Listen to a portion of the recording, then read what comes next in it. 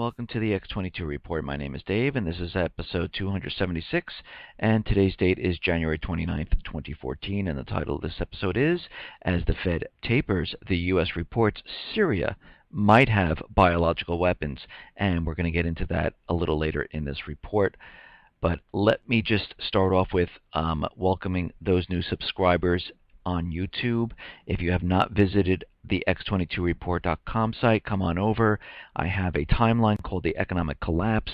It's a menu item on top of the site. Just click on it. It will bring you to it. It is a overview of what has been happening, and I continually update that. I also track products for inflation and deflation, and you can see that. There's a little graph, and I keep a record of if the prices are going up or down.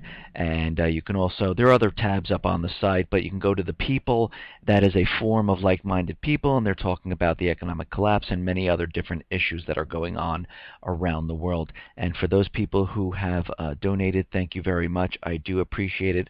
It keeps the forum going, it keeps the site going, keeps me going, and I really do appreciate it. Thank you very much. For those people who are on the email alert system, it is still not working. I am installing the new software, and I will be transferring your information to the new software that I am installing, and hopefully I'll get this back up and working again. What happened was I upgraded. There was a bug, and I tried to go back to the previous version, and of course I got all these ridiculous error messages. I contacted the software manufacturer. They've been trying to get it to work. Other people are complaining about the same thing, so I decided to change everything out, and I will let you know when everything is ready to go. And for those people who have been emailing, that is the reason why you have not been receiving the alert messages for each episode. But we'll get that up and running, and it will be fixed very soon. Let's get into the economic collapse news. We're going to head out to Cyprus right now, and they're on their third bailout review. Of course, we understand a year ago they did bail-ins. They locked down the banks. They told people they were only going to take 8 to 10% of their deposits, and they actually ended up taking 47%. And again, these people went to sleep one night, woke up the next morning, and they said, you know, the banks are closed. Whatever's in there is in there. And then they implemented capital controls where no one could take out money. They were only allowed to take out like $200 or $300 a day. And they said, oh, those capital controls will only be in effect for about 2 weeks or so.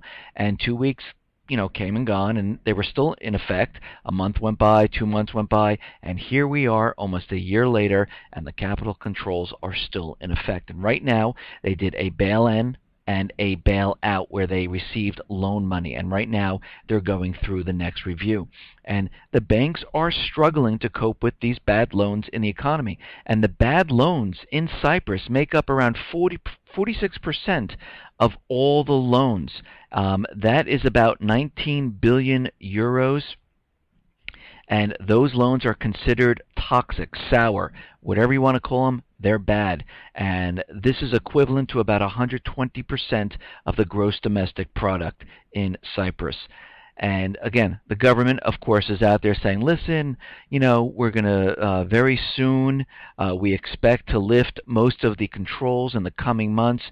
But they've been saying this for over, you know, many months now, going on a year, and we'll have to see how this plays out once they start lifting. I mean, really think about it. Once they start lifting these capital controls, these people are going to run to the bank to get their money out, because this is the first thing that I'd be thinking, like, oh, I have a chance to get my money out, and this is what they are afraid of. I don't even care if they give guarantees that your money's safe, because I don't think people are going to believe them because of the amount of time these capital controls were in effect. Now, in France, we understand in France and Spain, Portugal, Italy, the whole entire region. Unemployment is skyrocketing. We understand that they're in a huge amount of debt. They're imposing new taxes on the people to boost revenue. And in France, foreign investments have fallen by 77% in 2013. This does not look good for France at all. And you have to remember, the president of France just this past summer and fall said, hey, they're in a recovery. We're seeing that we're going to come out of this and things look fabulous. Like I said, remember, it's always the opposite of what they say. It is completely not true. They try to do this for propaganda purposes to make everyone feel good. It's almost like the State of the Union that the president gave last night. It was a feel good for the American people, but all those things, just turn them around and think of the opposite of what he said. I'm going to create jobs. Well, no, he's not, because he said he was going to create jobs for that. I created 8 million jobs. No, he didn't. We lost more jobs. Just think of everything in the other way, and you'll understand what he is talking about. Now, the Spanish people, we understand that they are also they're having troubles. Unemployment is skyrocketing, debts are skyrocketing, and they can't, get their country working just like every single other country in the Eurozone, because it's impossible to do anything with the amount of debt and the amount of unemployment that is going on. And they are raiding, the pension funds, they're raiding the Social Security reserves, and right now they're looking at the black market saying, hey, that black market is untapped for taxes, and that is about 25% of the GDP in Spain. And this goes on to say that under-the-table business dealings grew on average by 15 billion euros annually in the 4-year period after the economic crisis started in 2008. 70% of cash transactions in Spain involve 500 euro notes, the bill most favored in untaxed transactions. And they're trying to figure out, how can we get into the black market to tax people, because this is a great place to go to raise revenue, because they are desperate. Now, in the UK, we understand that the people are having a huge problem out there with the austerity. People are not making enough money. People are taking payday loans just to pay their rent and their mortgages. People are going into their savings just to pay for food and to make ends meet, and people are having a very rough time. And just a couple of years ago, the food banks fed around 346,000 people nationwide. Well, and they didn't have that many food banks at that time. Today, there are about 1,000 food banks across the United Kingdom, and they are operating at full capacity. They are feeding nearly 1 million people. So 5 years ago, they were feeding 340,000. Now they're feeding 1 million. Food banks have seen a 170% increase in demand in just 1 year during 2013, and the trend is set to continue as the austerity drive continues. It is hurting the people in the UK. It is the same in every single country. If you look at Spain, if you look at Portugal, Italy, France, all having problems. People are having a very rough time. Now, in the UK, Barclays is going to close about 400 bank branches, and they're going to lay off thousands of people.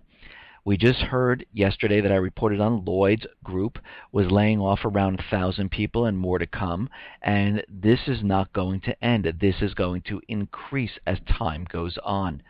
And here in the U.S., what are we seeing? Well, Time Inc. is laying off about 500 jobs. EMC Corp. laying off 1,100 people. Ashland Inc. laying off up to about 1,000. So we see all these layoffs, and people are having a very rough time. And this brings me to the unemployment. And we understand that the unemployment is at 6.7% right now, and we understand that the unemployment extension benefit has not been approved by the Congress. They decided not to go ahead with it. It's still pending there, and they're still looking at it, but it's slated for about 1.3 million people to fall off unemployment. Now, most of these people, what's going to happen is they'll try to look for a job, as they've been doing, and some of them will give up, and some of them will get part-time jobs, making either the same or a little bit more or a little bit less than unemployment. But what's going to happen is that Washington and the Fed are going to count them as employed, even though they're making hardly any money, because this is not the job that they were really looking for. They're settling on a part-time $10, $11 an hour job. But under Washington's calculations, what's going to happen is they're going to be seen as employed, but really they are underemployed, and the unemployment rate is going to fall again, and pretty soon we're going to be in the range of around 5.9% or so, around that area, and people are going to cheer and say, hurrah, look at that, the economy is recovering. But it is a complete illusion, because the calculation has completely been changed. It's manipulated since 1994. I know I've said this over and over and over again, but all these numbers have been manipulated. If you don't understand what I'm saying, go back to my previous reports and you'll see what I am talking about. And talking about manipulated statistics, every time the U.S. government comes out with a statistic, they always seem to go back later quietly and they revise it without anyone knowing. Now, you have to remember, December they said manufacturing is up. Oh my God, it beat expectations. This is fantastic. It came in at 57 and we beat the expectation of 56.8. And what they did was they went back to December and they quietly revised it down to 56.5. So really that counts as a miss. And if you look at this, the ISM U.S. Manufacturing Index for December was revised from 56.5 from 57. The ISM U.S. Manufacturing New Orders Index for December was revised from 64.4 from 64.2 previously. The ISM U.S. Manufacturing Employment Index for December revised to 55.8 from 56.9 previously. ISM U.S. Non-Manufacturing New Orders Index revised to 50.4 in December from 49.4 previously. So we can see what is happening. They continually go back and they revise the numbers. They don't let anyone really know. They do it very quietly, and everyone believes that during that month it was a banner month. Now, we understand that unemployment is horrific here in the United States, and about 500,000 veterans who served for the country of the United States cannot find a job. This is how bad it is out there. Remember all those advertisements, go out, join the military, get specialized skills, so whenever you finish with your term in the armed forces, you can go out and find a job. Well, 500,000 cannot find work anywhere. Now, we understand that the Fed is continually tapering, and we saw the market come down today. It was down about 190 points, and just this 1 month already, it's over about an 850 points decline in the market, and this looks just the same as in 1929, in 2008, where we hit the top. The Fed is now pulling back because it's all they can do, and there's nothing left for them. And what's happening is the market is starting to teeter up top. It hit a high, it's coming down, and as the Fed continually pulls back, what's going to happen? The market is going to continually come down. And guess what? The big players know this, and Marc Faber was out there saying that the insiders are already pulling their money out of the market, and they realize what is happening. And we have to remember back to 2008. He also said, if you look at what happened back then, the the U.S. population saw a decrease of 40% in their wealth. This time, what's happening is the insiders who pumped up the market because the Fed was giving easy money to everyone, they pumped it up. They made people, the retail investor, believe that the market's going to continually rise, and these people got into the market. Now the insiders are quietly removing their money, taking their profits. And what they're leaving is the retail investors in the market, because when the market comes crashing down, they are going to lose everything, just like it happened in 2008. But this time, it's going to be much, much worse. And we have to remember, Lagarde is out there saying we have to, be very careful as the Fed tapers. Things can become unstable and things might come crashing down. And even the U.S. bank regulators are out there warning about bubbles, fearing loan bubbles, and they're sending up warning flares saying, be very careful here. It seems like there are a lot of bubbles formed, and it seems like they're starting to deflate, pop, whatever you want to call them. But we have to remember there's a housing bubble, and we understand what's happening in housing. There is a stock market bubble. We understand what's happening. There is a treasury bond bubble. There is a student loan bubble. There is a derivatives bubble. All of this is going to come to the top, which we're at right now, I do believe, and it's going to teeter up there for a little while, and then all of a sudden something's going to happen, some type of an event, and everything's going to come crashing down. And of course, I've said this many times, this event will be blamed on another country. It will be a false flag event because the Fed and the U.S. government do not want to be blamed. And it's much easier to have something go off here in the U.S. and blame another country, and it will probably be some type of multi-pronged false flag event that has to do with a cyber attack that will shut down the financial system, which they'll declare a bank holiday, will have capital controls put into effect, and bail-ins will begin. And this is why they made the bail-in documents. This is why they took the time in December of 2012 to create the FDIC Bank of England document. That document was created, and then in March of 2013, they did a test, and that was Cyprus, and it worked well. People didn't complain, nobody said anything, there was no rioting, people just sat back and watched their money being stolen. And they said, that worked out really well. Let's now take this document and give it and let everyone copy it. So the Eurozone took it, they have a copy, their bail-in plans are set. Australia has their copy, Switzerland has their copy, Canada has their copy, and they are ready. This is what this bail-in document was for. This is what they did in 2012. It was in 2013. This was a test, and it worked out, and they are ready to bring the entire system down.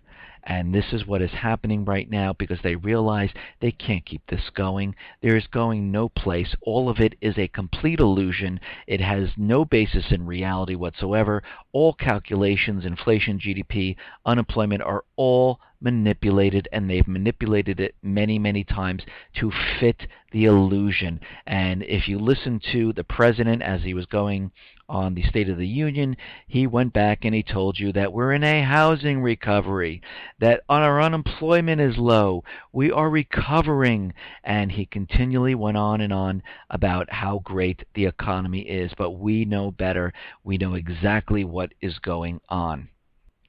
Now, we understand the Affordable Care Act is a complete disaster, and people call it the Obamacare, and everyone knows how I feel about it. If you don't understand, I do not feel that this is for the people whatsoever. I am not on the Democrat side. I'm not on the Republican side. I'm on the people side. I rather see something that's best for the people. I don't care about the sides. And Obamacare, when you implement taxes and put taxes on the people and penalize them for not taking Obamacare, that is not for the people. It is completely against everything that the United States stands for. And what is happening right now is that the youth are not getting into the Obamacare plans, and they thought that the youth were going to fund this system. But you have to remember, The youth unemployment is so high right now, they can't find jobs. The last thing they're thinking about is getting insurance, and this is why it's falling apart. But those people who actually went out and got these plans, they're reporting that their premiums are much higher, and they have a very high deductible. And right now, a senator, Tom Coburn, took Obamacare, and since he's taken Obamacare, by the way, he has cancer, he's saying that his plan does not cover the cancer specialist that he was visiting and the doctor that was taking care of him.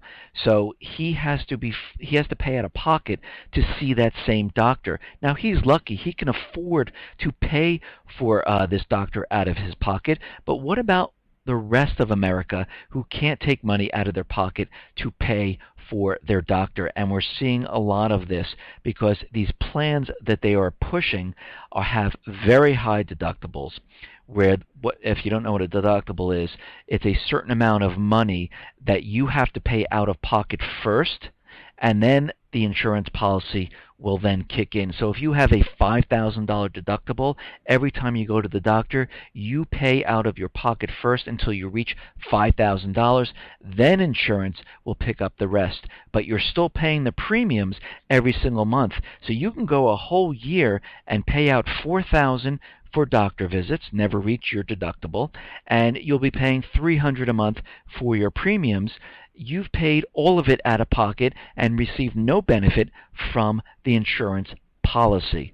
And this is, to me, is not good for the people at all, because all you're doing is taking money out of the people's pocket. The insurance companies are making huge profits because they don't have to lay anything out, and the government is receiving revenue from you paying the insurance premiums, because taxes are hooked to that, and they are making revenue, the insurance companies are making money, and the people, again, are losing out. Now, during the State of the Union, he also talked about gun control, and he went on to say that, standing up for the lives that gun violence steals from us each day, touching the courage of parents, students, pastors, police officers all over this country who say we are not afraid, and I intend to keep trying with or without Congress to help stop more tragedies from visiting innocent Americans in our movie theaters and our shopping malls, more schools like the ones that are getting hit with the shootings. And he will take this to the next level with or without Congress. And he is telling you right there and then, once we have this horrific event of the next mass shooting, which is going to be bloody, which is going to shock people, you'll know when it hits because he'll be out there on the news telling everyone gun control, gun control, gun control, that we have to get this stuff passed. And you have to remember the UN Arms Treaty is pending in the Senate. Dianne Feinstein bill is pending in the Senate. He already has executive orders already written up to support all of these bills. And you don't have all of this if you're not going to try to push it. And he's telling you right here and right now that if Congress does not pass these at this time after this event, he's just going to go ahead and do it on his own, which he really can't do. But we'll have to see what actually happens once this false flag event hits. Now, of course, Obama was out there telling everyone, oh, he's gotten troops out of Afghanistan, got troops out of Iraq, but lately our troops are going back to Iraq. He wants to keep troops in Afghanistan, and we all know why he needs the troops in Afghanistan. I've discussed this many, many times.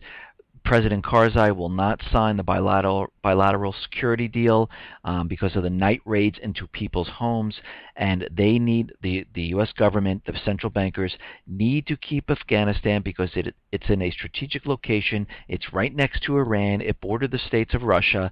It has a huge copper mine. China is in there helping the Afghan people build their infrastructure. The United States is also in there with their poppy fields that they sell, and they turn into opium, and they sell on the black market to pay for all their covert operations. And this is why he is going to keep troops inside Afghanistan. This is why he is not removing everyone from this location. And this is why they want the president of Afghanistan to sign the security document. Now, U.S. intel confirms that North Korea has just fired up its nuke reactor. And the Director of National Intelligence, James Clapper, said Wednesday that the North has expanded the size of its uranium enrichment facility in its nuclear complex and restarted a plutonium reactor that was shut down in 2007. And of course, they are building the propaganda because all those countries that do not have a private Western central bank are the enemy of the central bankers. North Korea, Iran, Syria, Russia, China, all of these countries are the enemy of the central bankers, and they have to use this propaganda. They have to use fear tactics. It's all psychological to make people in the U.S. and around the world that these countries are the enemy of the United States. And eventually what they're going to do is they're going to have these countries and they're going to provoke them enough for them to make a move. And this is what we're going to see. Now, the Pentagon test czar who tests the missiles, the interceptor missiles, is putting out a report now saying that the United States is not safe. The Pentagon testing czar on Wednesday said a critical piece of the U.S. missile defense system may require a redesign following multiple test failures. The Defense Department's Operational Test and Evaluation Office concluded in its fiscal 2013 annual report that repeated misfires of the Ground-Based Mid-Course Defense, or GMD, system exo-atmospheric kill vehicle raised questions regarding the robustness of the EKV's design. The three most recent attempts at intercepting a dummy ballistic missile using the Raytheon-developed EKV component have all been unsuccessful. Right now, what they are saying is that these missiles that are going to stop ballistic missiles coming into the U.S. do not work at this time. This is what they are saying. And at the same time that our intercept missiles don't work here in the United States, we have Netanyahu out there saying that Iran is 6 weeks away from a nuclear weapon, that this deal the United States is working out with Iran does absolutely nothing, and they are 6 weeks away from a nuclear weapon. And he's been saying this for many years. Actually, the propaganda goes back 30 years, where they've been saying that they were 3 to 5 months away, and right now, I think he said about 8 weeks ago or 12 weeks ago that they were 6 weeks away, and they're continually using the propaganda to demonize Iran right now. And you have to remember, Iran hasn't started a war in 200 years. Now, of course, Lindsey Graham is out there, and Senator Lindsey Graham has denounced President Barack Obama's foreign policy statements during his State of the Union speech, warning that the world is literally about to blow up. And he went on to say that the Middle East, Iraq, Lebanon, Libya is all disintegrating. The whole region is moving toward chaos, and we're doing absolutely nothing. And he's right about that. The entire region is in chaos right now. The people of these countries are fighting back. They want their countries back. They want the central bankers out. They want the U.S. government out of these countries. And if you haven't heard me before, the people who rise up in the Middle East, they are called Al-Qaeda. So the people who are rising up in the country, the United States, the central bankers, call them Al-Qaeda, so you think it's terrorists, but it really isn't. It is the people of the countries trying to force out the central bankers and the U.S. government from these countries. And these people are rising up. They are making huge amounts of gains in each one of these countries, and this is why the United States, the central bankers, are sending military assets, sending aid, sending troops to train the Iraqis. They've already sold 24 Apache helicopters to Iraq because they realize eventually they're going to have to take action. We're going to have to send troops back into this region to maintain the U.S. dollar as the reserve currency, to pay for the natural, so every other country pays for the natural resources using the U.S. dollar. And I've said this many times, if the people of these Middle Eastern countries, which include Lebanon, Libya, Iraq, Yemen, all rise up and overthrow the puppet regimes that the United States have put in there, all the other countries will no longer need the U.S. dollar. And since they do not need the U.S. dollar, they will send those dollars back to the United States, and we will see hyperinflation, and the dollar will start imploding. And they understand this, and they're taking precautions so this doesn't happen. And the precautions are to start World War III. Now, a company called Akamai is out there saying that about over a third of the cyber attacks come from China, and they're saying that they saw more attacks through the third quarter of 2013 from China, and it is steadily increasing. And again, I have to point this out. Every time there's an attack, it's always the last place it's coming from. And if any country is going to attack the United States, they wouldn't do it from one server or one location and say, oh, look, that's where the attack's coming. What they do is they bounce it off many, many different servers. The only thing they see is the last place it is coming from. They make it very difficult to trace back to the origins of the original attack, and for them to come out and completely say, oh yeah, it's coming from China, is really hard to believe. But we understand why they are saying this. It's because they want everyone to believe, and they want everyone to understand that China is becoming the United States enemy. And this is why the president was continually mentioning China, that we're going to build things better than China, we're going to have manufacturing better than China, and he was continually going on and on and on about this, believe, believe, believe, and we know this is all a bunch of BS. We all know that there is no manufacturing in the United States. We understand what is happening around the world. China is making deals all over the place. It's setting up the yuan as the next reserve currency. They are making deals with Africa to become Kenya is the next clearinghouse for the yuan. They've been making swap deals with the UK. They've been using the yuan to sell their oil, which is the petro yuan. They've been making deals with Egypt. They've been making deals with Saudi Arabia, Russia, Australia, Japan to use the yuan in bilateral trade and to start dumping the dollar. And everyone's making sure that they're on board, because when all's said and done, they want to make sure they have the yuan and not the dollar when things start to collapse.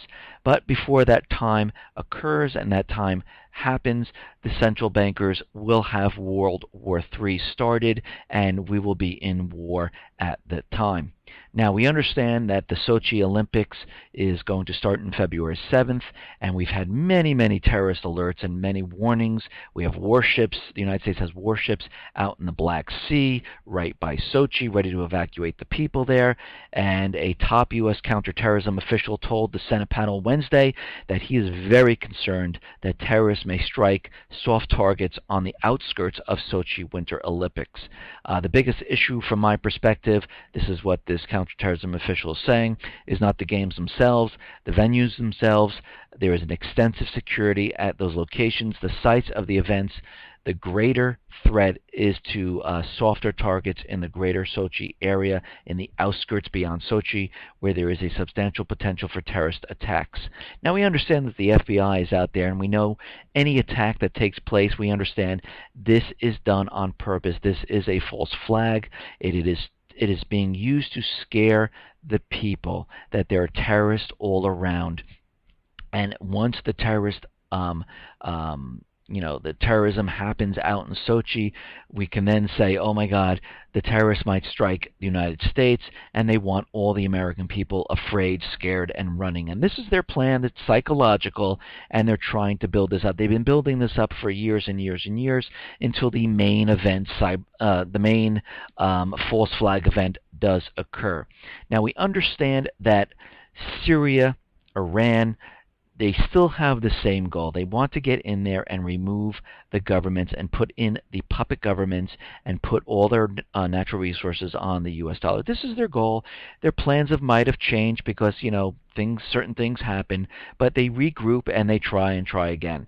And here they are they are ready to try again. What's happening right now, we have the Geneva II talks. They are going absolutely nowhere because the Geneva II talks were really to get Assad out of the government, but they see that is not working, so the talks are going absolutely nowhere. And right now, an analyst is saying this, that America's demand that Syria President Assad be removed from power shows that the U.S. is laying out the groundwork for war rather than for peace. If the United States insists Assad can't be part of any government, it really shows this is part of a long-term agenda of the United States to put in place a government that's friendly to the United States. And that's exactly what's happening. Congress, and again, we have to remember this. During these peace talks where they're saying we want peace, we want peace, we want to come to a solution, and the United States is out there saying we want peace, the central bankers, with the United States, they're, it's all about peace. But during peace talks, you don't approve U.S. weapons and have these weapons delivered to Syria. And on top of that, you don't do it in secret behind closed doors. And this is exactly what has happened as these peace talks have been going on. Now, how would you take it if you were on the other side saying, wait a minute, you just sent more weapons to the opposition while we're in peace talks? So you really don't want peace. And that's exactly it. They don't want peace. They want Assad removed, and they will start a war to get the job done. And of course, the chemical weapons are being removed from Syria. It is not going fast enough. They've only removed about 5% of it. The government is getting frustrated. They feel like Assad is stalling. They're building the case. That's why they built the case of war crimes against Assad. This is why they're becoming frustrated with the removal of the chemical weapons. This is why the intel came out on CNN that Assad has a cache of chemical weapons. A while back they came out with something where they said that he might be developing biological weapons, and I mentioned this in one of my other reports. And today, lo and behold, it came out again. The Syrian regime has agreed to dismantle its arsenal of chemical weapon agents, but may now have the ability to produce biological weapons. The U.S. intelligence chief told senators this Wednesday, "We judge that some elements of Syria's biological warfare program might have advanced beyond the research and development stage, and now they might be capable of using it for an attack." And this is from James Clapper. He told the Senate Intelligence Committee today that the threat assessment of Syria has just been taken to the next notch. And this is what we saw in Iraq, where they said they have weapons of mass destruction. They are starting the propaganda again. Now, the only way to push this forward, because the American people and Congress itself does not believe. They tried with the chemical weapon attack in Syria itself. It did not work. No one believed it. And when they saw the poll numbers down, they saw no one was with them, they had to back out. And this is why they mentioned something about getting rid of chemical weapons and they would be satisfied with that. Russia picked it up and went with it, and they got on board, and that was their backdoor out of the situation. Now they need to take it to the next level. The next level is some type of an attack here on U.S. soil. This is the only way that the people are going to be shocked into saying, oh my God, Syria just attacked us.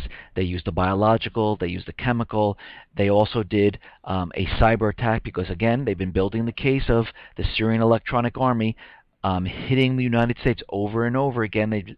They've been brainwashing us. They want us to understand that this is what's happening, and we also understand the Super Bowl is happening right now.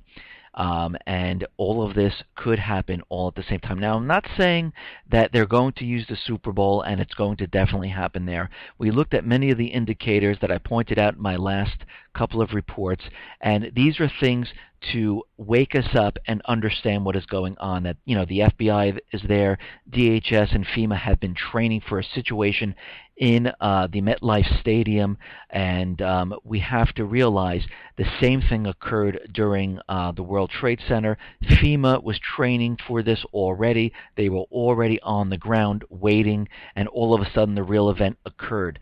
The same thing is happening here. Does it mean it's going to happen? No, it doesn't mean that. I pray that it does not happen for all those people that are in the stadium. That would be horrible, horrific, and I do not wish that on anyone. But we have to look at every single event so we can call them out on it and let them know we understand what you are doing. This is the whole purpose, because the mainstream, the corporate media that is controlled by the government would never do any of this. The alternative media is there keeping the government in check, at least trying to, and making sure that they realize that we know what is going on. And again, who knows why the American people didn't believe the chemical weapons story back in August of 2013. Maybe it was because of all the people coming out saying, no, we believe this is a false flag. We don't believe this is actually coming from Assad. We believe it's coming from the rebels.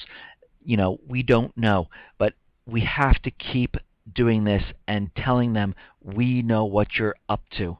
Listen, everyone, thanks a lot for listening. Be well, be safe, and especially be prepared. Thanks a lot.